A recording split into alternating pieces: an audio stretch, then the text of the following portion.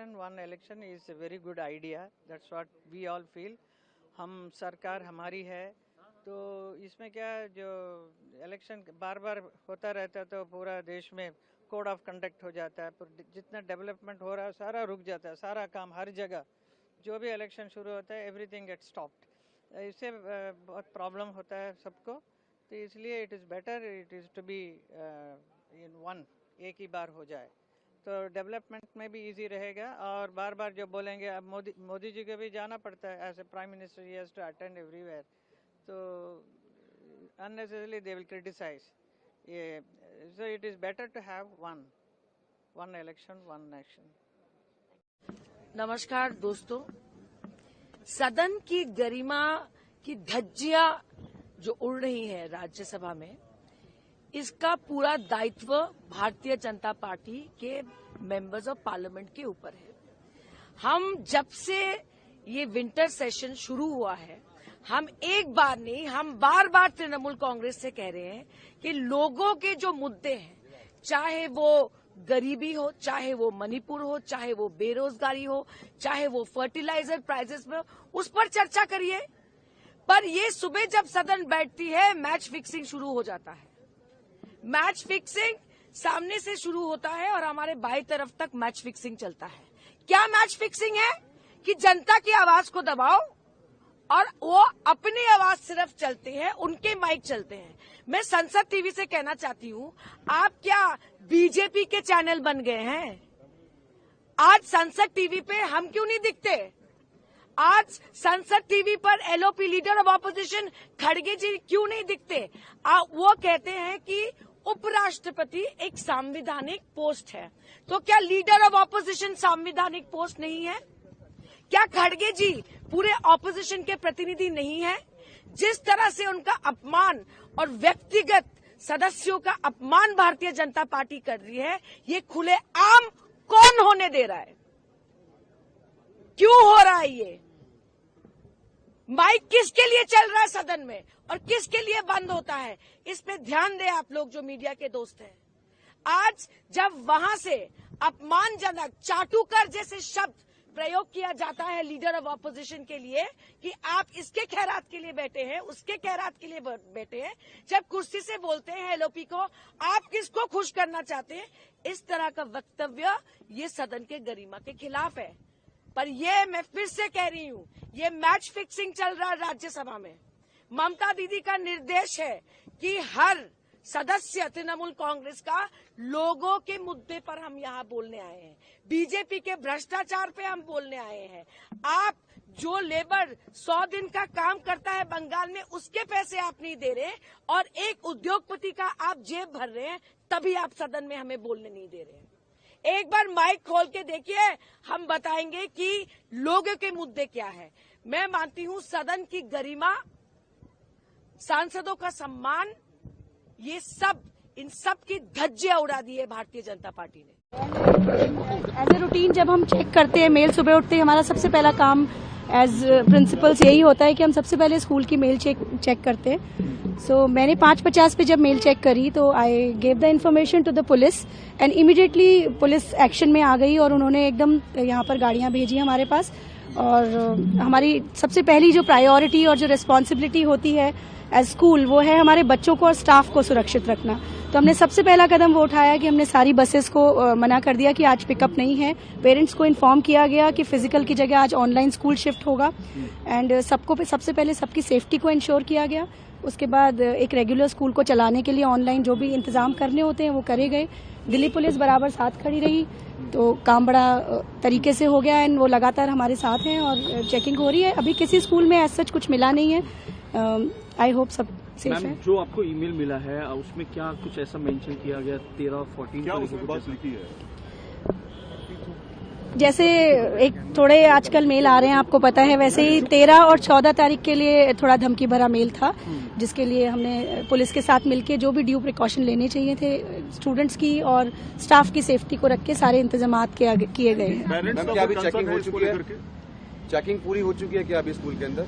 Checking हो चुकी है, ऐसा कुछ निकला नहीं है। और पेरेंट्स का कंसर्न एक जाहिर सी बात है कि किसी भी पेरेंट का कंसर्न होगा, बट मैं थोड़ा गर्व के साथ कहना चाहूंगी कि पेरेंट्स हमारे साथ हैं और पेरेंट्स को पूरा विश्वास है पुलिस पे और स्कूल प्रशासन पे। उसके हिसाब से वो कोई इंटरफेरेंस हमारे साथ नहीं करते हैं। They trust us very much. Ma'am, mail में कल की डेट भी लिखी हुई है, तो क्या कल स्कूल खुलेगा या बंद रहेगा? कल की डेट ये डे टू डे के हिसाब से काम है। हम शाम तक इसका भी लेके हमारे पेरेंट्स को जो भी इन्फॉर्मेशन होगी पहुंचा देंगे। जैसा पुलिस का इंस्ट्रक्शन रहेगा, जो सेफ्टी के इंतजाम करने होंगे वो ड्यू प्रिकॉशन सारे ले रहे हैं हम। मैम, एसओपीज क्या बताई है पुलिस ने, क्या फॉलो कर रहे हैं, क्या एसओपीज हैं वो आपकी? जो भी एसओपीज हैं कि सबसे पहले स्टाफ और स्टूडेंट्स को जो सेफ्टी के लिए जो प्रोटोकॉल्स बताए गए हैं उसके हिसाब से कोई भी स्टूडेंट यहाँ कैंपस में नहीं है, लेकिन स्टूडेंट्स की पढ़ाई को ध्यान में रखते हुए ऑनलाइन क्लासेस लगातार चल रही है ताकि पढ़ाई का कोई हर्जा ना हो। वो बहुत इंपॉर्टेंट चीज है। ठीक है, ठीक मैम। इन दिनों सत्ता पक्ष जिस तरह से विपक्ष को दबाने का काम कर रही है, इससे ऐसा लगता है कि अब लोकतंत्र नहीं एक तंत्र लाना चाहती है भाजपा की सरकार। आप देख रहे हैं कि लगातार किस तरह से एलओपी का अपमान हो रहा है, उन्हें बोलने नहीं दिया जा रहा है। आज भी ऐसा ही हुआ, उन्हें बोलने के लिए बोला गया, फिर तुरंत हाउस अर्जेंट हो गया।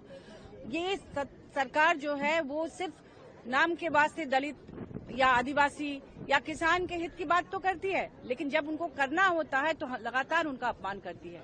आप माननीय राष्ट्रपति महोदया को ले लीजिए, वो एक आदिवासी महिला है, उनकी बात करते उनको सत्ता पे बैठाया गया, लेकिन जब इस पार्लियामेंट के नए भवन का उद्घाटन हुआ उन्हें नहीं बुलाया गया। उसी तरह से हमारे एलओपी एक दलित समाज से आते हैं, जब भी वो बोलने के लिए खड़े होते हैं या तो उनका माइक बंद कर दिया जाता है, उन्हें रोक दिया जाता है, बैठा दिया जाता है। और सत्ता पक्ष की तरफ से 0 आवर में भी अगर कोई उठकर कहता है हम बोलना चाहेंगे तो उनको बोलने दिया जाता है, चाहे कितने भी मेंबर्स के 0 आवर का टाइम क्यों ना बर्बाद हो जाए। तो ये सरकार अडानी मुद्दे पर बात नहीं करना चाहती, उसे बचा रही है। हमारे झारखंड में भी अडानी पावर प्लांट है जिसकी बिजली वो बांग्लादेश को बेच रहे हैं, जबकि स्टेट संकट में था। यहाँ बिजली के लिए त्राहिमाम हो रहा था। 25% इलेक्ट्रिसिटी स्टेट को देना चाहिए था, और वो पहले ही भाजपा के कार्यकाल में जो एमओयू साइन हुआ उसमें कहा गया कि नहीं, आप बाहर से खरीद के लाओ, अपने स्टेट में सस्ते में मत लो। तो इस तरह की जो भी अडानी को बचाने की, उनको लाभ पहुंचाने की बार बार कोशिश है, और उस पर जब विपक्ष बोलना चाहती है तो उन्हें रोक दिया जाता है, हाउस अर्जेंट कर दिया जाता है। सत्ता पक्ष चाहती ही नहीं है। फॉरेस्ट कंजर्वेशन बिल जब आया उन्होंने एब्सेंस में, विपक्ष के एब्सेंस में उसे पारित करा दिया बिना बहस के। तो ये उनकी चाल है कि हाउस चलने नहीं देंगे और बिल को जैसे तैसे करके पारित करेंगे। आज भी मेरा भी क्वेश्चन आवर लगा हुआ था, मैंने इतनी तैयारी करके मैं आई थी, हाउस को अर्जेंट कर दिया। ये तो अन्याय है सांसदों के साथ। हम अपने क्षेत्र की बात को लेके आ रहे थे, जनता के हित की बात कहना चाहते हैं, आप हाउस को चलने नहीं देना चाहते हैं। इसलिए हम लोगों ने इसका विरोध किया है और हम चाहते हैं कि इस पर आप करें। और मैं तो ये भी अपील करूंगी आप लोगों के माध्यम से कि संसद टीवी से टाइम मांग लिया जाए कि उन्होंने इस पूरे सेशन में या इसके पिछले सेशंस में भी कितना टाइम उन्होंने सत्ता पक्ष की तरफ का दिया और कितना विपक्ष की तरफ का दिया, क्योंकि विपक्ष को बोलने ही नहीं दिया जाता और विपक्ष प्रोटेस्ट भी करती है तो उसे दिखाया नहीं जाता। जनता जान ही नहीं पाती कि हम लोग प्रोटेस्ट कर रहे हैं। धन्यवाद। Age pension, window pension, disability pension जिनको मिल रही है वो एलिजिबल नहीं होगी। इसके अलावा 18 साल से ज्यादा की हर महिला मुख्यमंत्री महिला सम्मान योजना के तहत 1000 रुपए की सम्मान राशि की हकदार होंगी। इस फैसले को कल शाम को नोटिफाई कर दिया गया है। अब रजिस्ट्रेशन की प्रक्रिया शुरू करने पे काम हो रहा है और हमें उम्मीद है कि आने वाले हफ्ते 10 दिन में हमारा प्रयास रहेगा कि महिला सम्मान राशि के लिए रजिस्ट्रेशन की प्रक्रिया शुरू हो जाए। आखिर ये महिला सम्मान राशि क्यों? ये महिला सम्मान राशि इसलिए दी जा रही है क्योंकि दिल्ली की सरकार इस बात को समझती है कि हर महिला, खासकर के वो महिलाएं जो खुद नौकरी नहीं कर रही हैं, जो इंडिपेंडेंट नहीं है फाइनेंशियली, चाहे महिला किसी भी उम्र की हो, उसे अपने छोटे मोटे खर्चे करने के लिए किसी ना किसी पुरुष के सामने हाथ फैलाने पड़ते हैं। जब छोटी होती हैं तो पिता के सामने हाथ फैलाने पड़ जाते हैं, जब बड़ी होती हैं तो पति के सामने हाथ फैलाती हैं, जब बुजुर्ग होती हैं तो अपने छोटे छोटे खर्चों के लिए बेटे के सामने हाथ फैलाना पड़ता है। अरविंद केजरीवाल जी के मार्गदर्शन में दिल्ली सरकार एक इकलौती सरकार है जो महिलाओं के दर्द को समझती है और इसीलिए यह मुख्यमंत्री महिला सम्मान योजना की शुरुआत हुई। महिलाओं को सशक्त करने के लिए ये दिल्ली सरकार का एक लौता कदम नहीं है। अगर आप पिछले 10 साल से देखिए तो दिल्ली की चुनी हुई सरकार महिलाओं के लिए काम करती आई है, लड़कियों के लिए काम करती आई है। मेरी प्राथमिकता लोगों के आवाज उठाना है, इसीलिए राज्यसभा में भेजा जाता है कि आप वहां की जनता की आवाज उठाएं।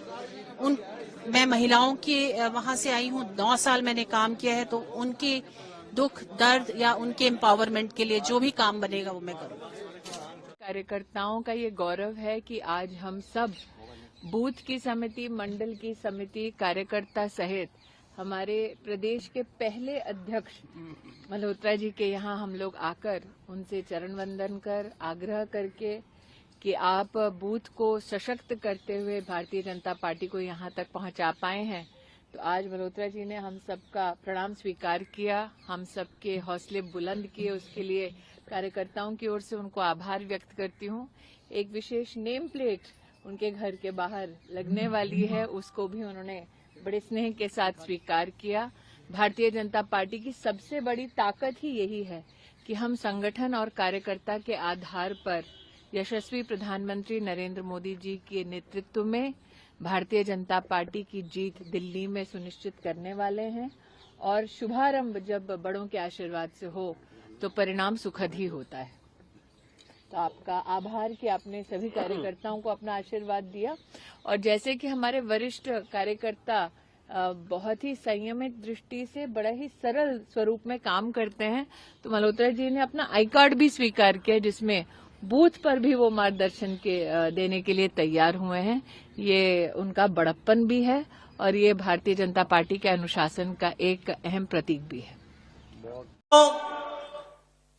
जब हम 13 दिसंबर को याद कर रहे हैं तो 13 दिसंबर हमें इस बात के लिए भी याद करना चाहिए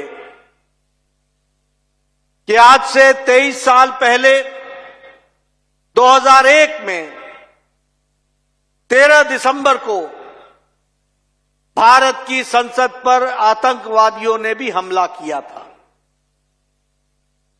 वो दुर्भाग्यपूर्ण क्षण जहां भारत के संसद और सांसदों को रक्षा करने के लिए हमारे 9 सुरक्षा कर्मियों ने अपनी शहादत दी थी, आज हम उन सबको, उन सभी आत्माओं को अपनी भावभीनी श्रद्धांजलि देते हैं कि उनकी शहादत के कारण हम भारत की संसद की रक्षा कर सके और सांसदों की रक्षा कर सके। इसलिए 13 तारीख को जहां हम इस दृष्टि से उन्हें याद करते हैं, वही संसद के गौरव को बचाने के लिए उनकी शहादत सदा सदा के लिए याद की जाएगी, यह मैं जरूर कहना चाहता हूं। देखिए, वैसे तो सबसे महत्वपूर्ण बात यह हुई कि हम लोगों ने प्रियंका गांधी वढेरा जी का स्पीच बहुत ध्यान से सुना। हम लोगों ने, सब सांसद बैठे थे, उनको रिस्पेक्ट दिया। इससे कांग्रेस को सीखना चाहिए कि जब हमारे नेता बैठे तो आपको सुनना चाहिए उनको। लेकिन ये वही कर सकता है जिसका संविधान में विश्वास हो, संवैधानिक प्रक्रियाओं में विश्वास हो। लेकिन वैसे तो बहुत कोई बड़ी बात खास या विशेषता नहीं लगी प्रियंका जी के भाषण में, मगर उन्होंने एक बात पता नहीं अपनी ईमानदारी में कह गई या उनको ये जानकारी का अभाव था। उन्होंने हिमाचल सरकार की बहुत सारी बुराइयां कर दी कि हिमाचल के अंदर किसान अपना फल नहीं बेच पा रहे हैं, कि हिमाचल की नीतियां ठीक नहीं है। अब हिमाचल की नीतियां तो हिमाचल सरकार को बनानी है, तो किसी ने पीछे से कहा कि नहीं, हिमाचल में कांग्रेस की सरकार है, तो सिर्फ जिसकी नजर आ रही थी। उनकी बातों में जो भी था, मगर खत्म करते करते उन्होंने एक ऐसी लाइन कही जो थोड़ा सा संवैधानिक परंपराओं में अच्छा नहीं माना जाता है। कायर शब्द का प्रयोग किया। अब उन्होंने कहा कि कायरों को देश की जनता हटा देती है, तो ऐसे कांग्रेस को काफी हटा चुकी है देश की जनता। तो लेटरल एंट्री का भी जिक्र किया हुआ उन्होंने अपने स्पीच में। उनकी कोई बातों में इस प्रकार की जो संवैधानिक चर्चा है, संविधान पे चर्चा है, लेकिन मूल रूप से उनकी चर्चा संविधान से अलग थी। का आगमन आज मां गंगा, यमुना और सरस्वती की त्रिवेणी में पूजा अनुष्ठान के उपरांत 2025 के महाकुंभ प्रयागराज के शुभारंभ की दृष्टि से संपूर्ण सनातन धर्मावलंबियों,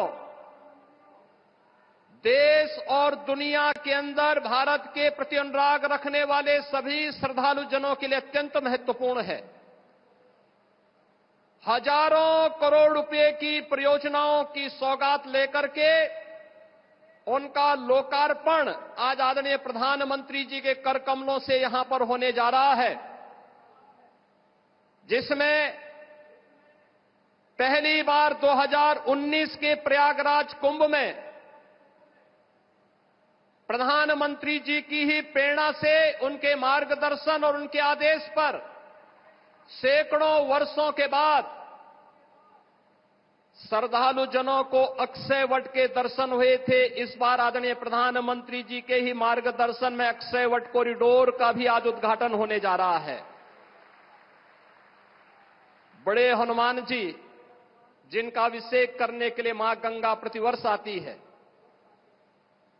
बड़े हनुमान जी मंदिर का भी कॉरिडोर का लोकार्पण आज आदरणीय प्रधानमंत्री जी के कर कमलों से होने जा रहा है।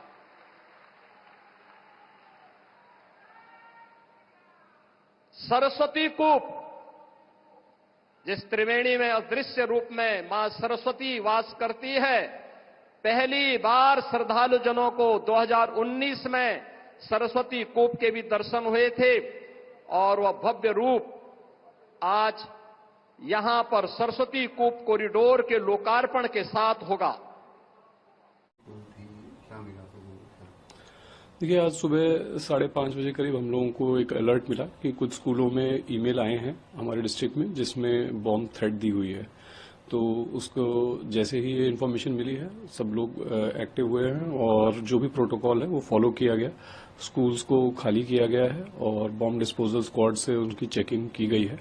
अभी तक की जांच में ये आया सामने कि होक्स कॉल है। इस तरह की ईमेल जो है, जो जनरेट हुई है अभी तक की तफ्तीश में, वो भी आया है कि इंडिया से बाहर से ये जनरेट हुई हैं। सर, ये कितने स्कूलों को जो ये मेल थी, इसमें अभी प्राइमा फेसी लग रहा है कि 30 करीब स्कूलों को पूरे दिल्ली में ये ईमेल मिला है और हमारे जिले के टोटल 3 स्कूलों में इस तरह की ईमेल्स आई हैं। अब क्या कहूंगा, अभी तो सिर्फ कैबिनेट का प्रपोजल है, अभी तक तो पार्लियामेंट के सामने आया नहीं है। पार्लियामेंट में आ जाने दीजिए, उस पर बहस होगी और बहस खुल के होनी चाहिए। कहीं इसका वो हाल नहीं हो जो 2019 में 370 और यूटी का रहा, 1-2 घंटे में टोकन बहस के बाद जो है वो पास किया गया। इसमें खुल के बहस होनी चाहिए और उसके बाद पार्लियामेंट अपना फैसला करे।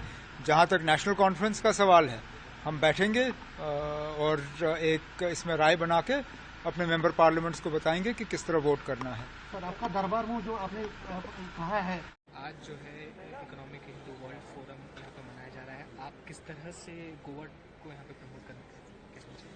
Definitely world Hindu economic forum में, इस प्लेटफॉर्म में मैंने जिस तरह से Goa is not only the sun, sand and sea, Goa is also for the spiritual tourism, Goa is also for the business. Goa में अच्छी तरह से टूरिज्म का बिजनेस बढ़े, टूरिज्म के साथ साथ वेलनेस टूरिज्म को बढ़ावा दे। इसके फार्मा इंडस्ट्री के साथ साथ जिस तरह से हमने इस 5 साल के कार्यकाल में जो port, airport, road and rail connectivity की है, तो it is an actually is a good and vibrant state to do the business in the state of Goa. It is having the good infrastructure, logistic infrastructure for the export and import.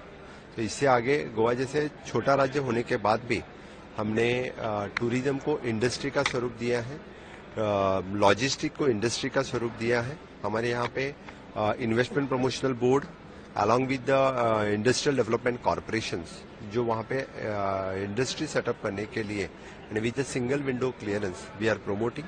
We are promoting the green businesses, in short, the IT, tourism, even though in electronic and manufacturing clusters. Goa जैसे छोटे राज्य में ship building का business भी बहुत अच्छी तरह से, मराइन क्लस्टर्स पहला जो गोवा में डेवलप हो सका, इसी तरह से इस तरह के different with the sustainable development we are promoting the different businesses in the state of Goa. कदम है कॉन्स्टिट्यूंट डिबेट जो है वो उस पर हमारा प्रयास ये रहेगा कि आकलन होना चाहिए कि जो सपने संविधान निर्माता डॉक्टर बाबा साहब अम्बेडकर उनके सहयोगियों को रहते संविधान को लेकर, जो बलिदान दिया है देश के क्रांतिकारियों ने देश को लेकर, क्या हम उनको पूरा कर पाए हैं या हम उस तरफ आगे बढ़ रहे हैं।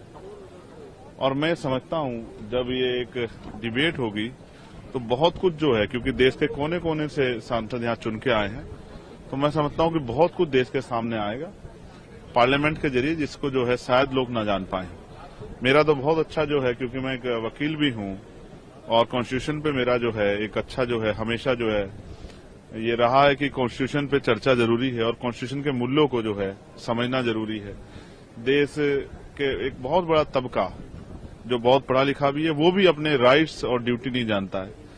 तो बहुत कुछ है जिस पे हम लोग चर्चा करेंगे और देश के सामने लाने का प्रयास करेंगे, और मेरा विश्वास है कि ये चर्चा सार्थक चर्चा अगर रही तो इससे नौजवानों को और नई आने वाली जनरेशन को बहुत कुछ जानने समझने का मौका मिलेगा। Cabinet approve one nation one election bill आने दीजिए।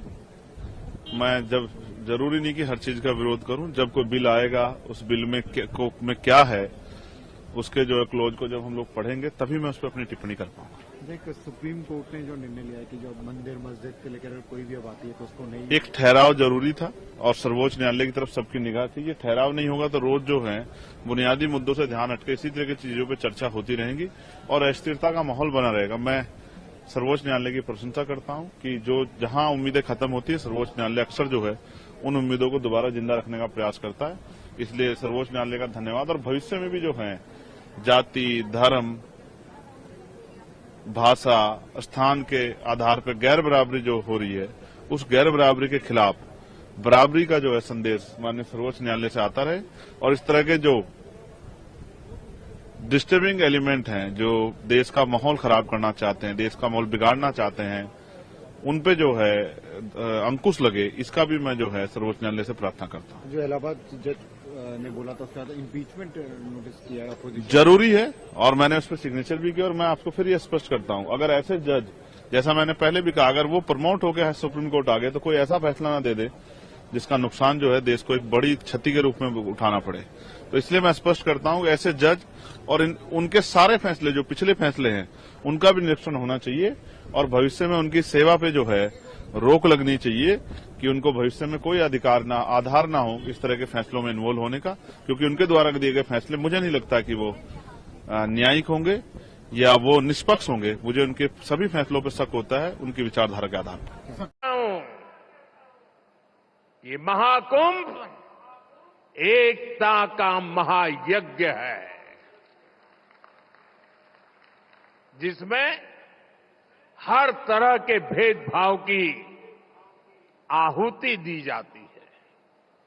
यहां संगम में डुबकी लगाने वाला हर भारतीय एक भारत श्रेष्ठ भारत की अद्भुत तस्वीर प्रस्तुत करता है। साथियों, महाकुंभ की परंपरा का सबसे अहम पहलू ये है कि इस दौरान देश को दिशा मिलती है। कुंभ के दौरान संतों के वाद में, संवाद में, शास्त्रार्थ में, शास्त्रार्थ के अंदर देश के सामने मौजूद अहम विषयों पर, देश के सामने मौजूद चुनौतियों पर व्यापक चर्चा होती है और फिर संत जन मिलकर राष्ट्र के विचारों को एक नई ऊर्जा देते थे, नई राह भी दिखाते थे। संत महात्माओं ने देश से जुड़े कई महत्वपूर्ण निर्णय कुंभ जैसे आयोजन स्थल पर ही लिए हैं।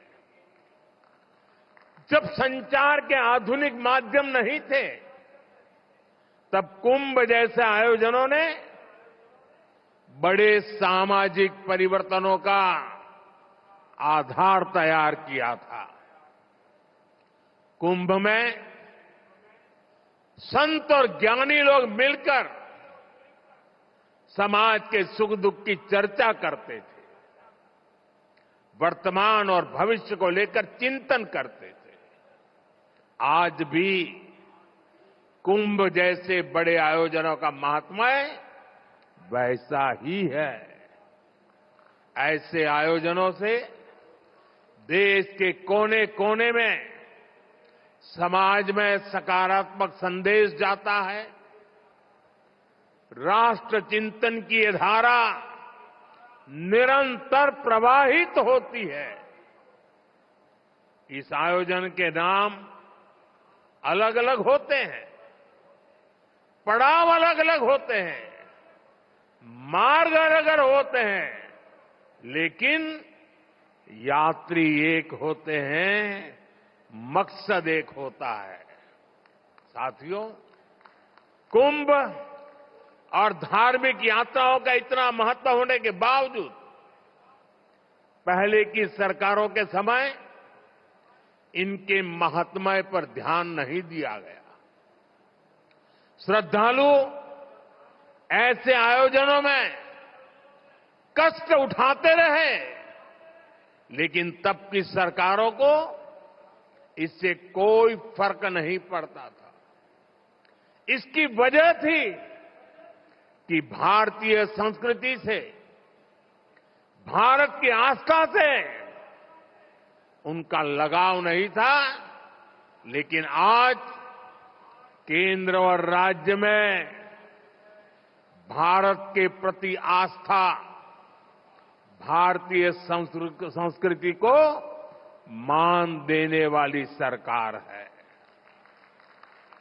इसलिए कुंभ में आने वाले श्रद्धालुओं के लिए सुविधाएं जुटाना डबल इंजन की सरकार अपना दायित्व समझती है।